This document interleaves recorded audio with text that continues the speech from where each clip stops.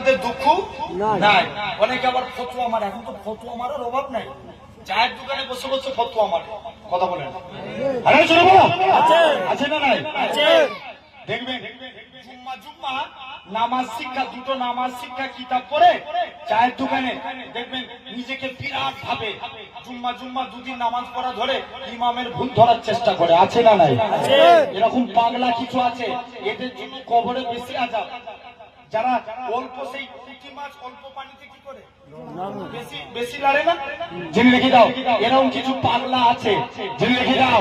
ভাইরা আপনারা তরুণেরা আজ লক্ষ্য করা লাগবে, তোমাকে চিন্তা করা লাগবে। তুমি গভীর ভাবে চিন্তা করে দেখো।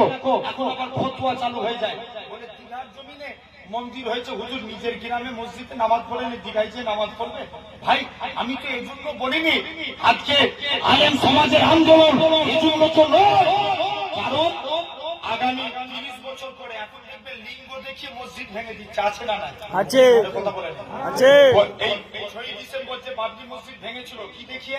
শিবলিঙ্গ দেখিয়ে। কথা বলেন জি। এই ভুল বলছি আমি? না। কি দেখিয়ে? যুবক কথা বলো। আজও যদি চুপ করে যাও, একদিন দেখবে চিরজীবনের জন্য চুপ করিয়ে দিবে। তখন যা করবে সেটাই মেনে নিতে হবে। জেনে রেখে দাও ভাইরা আপনারা তরুণেরা, তুমি চিন্তা করে দেখো, জিহাদ এরকম ভাবে লক্ষ্য করে দেখো। এখন তো মসজিদ ভাঙে লিঙ্গ দেখে, হ্যাঁ না? কথা বলে না কেন? জোর করে বলো আছে না নাই? মসজিদ কার ঘর? আল্লাহ। আরো জোরে বলো আল্লাহ। ভেঙে দিয়েছে, কিন্তু আমরা ভুলে গেলেও আপনাদের কি মনে হয় আল্লাহ ভুলে গেছে? আরো আওয়াজ দিয়ে এক বাচ্চা কথা বলো, আল্লাহ ভুলে গেছে? ইন্দোনেশিয়াতে একটা হয়, ইন্দোনেশিয়া নাহলে উজবেকিস্তান, এরকম একটা দেশে আয়া সুফিয়া বলে একটা মসজিদ ছিল, সেটাকে খ্রিস্টানরা ভেঙে গির্জা করেছিল। পরবর্তীতে মুসলমান যখন ক্ষমতায় এসছে আবার পুনরায় মসজিদ হয়েছে। আমার বিশ্বাস আল্লাহ আগামী 100 বছর পরে হলেও আবার আল্লাহ বাবরিকে ফিরিয়ে দিবে। জোরে বলে এটা আমরা ইমানের উপর হলফ করে বলতে পারি না? পারিনি? তোমার ঘরের একটা দেয়ালের ইট ভেঙে দিলে তোমার বুকে লাগে না লাগে না? আল্লাহর দিকে চেয়ে বলো লাগে। তোমার ঘরের কেউ একটা দেয়ালের ইট ভেঙে দিচ্ছে, তোমার কত কষ্ট লেগে যায়।